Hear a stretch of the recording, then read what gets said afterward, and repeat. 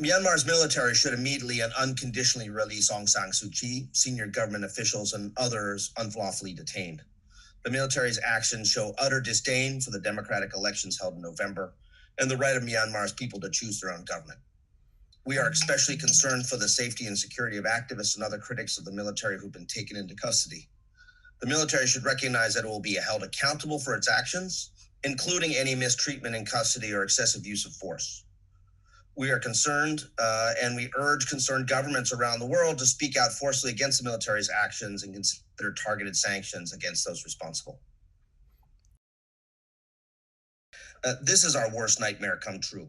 What we had was a resounding election victory for the National League for Democracy in the elections, a clear majority, a situation where democratic rule was going to be entrenched for another 5 years.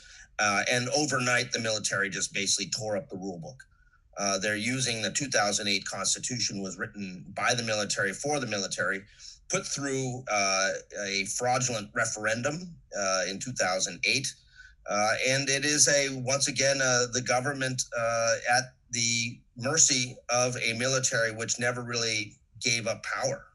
This is, probably the worst possible outcome we could imagine. And now it's time for the international community to put Burma back in the freezer.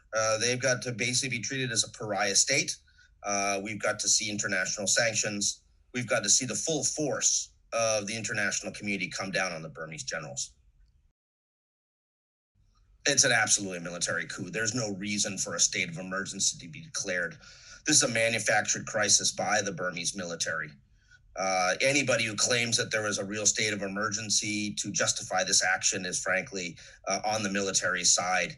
It's quite clearly something where, there's a military coup. They're going to try to dress it up in a constitution, but that constitution is undemocratic to start with. And our view is that that argument holds no water.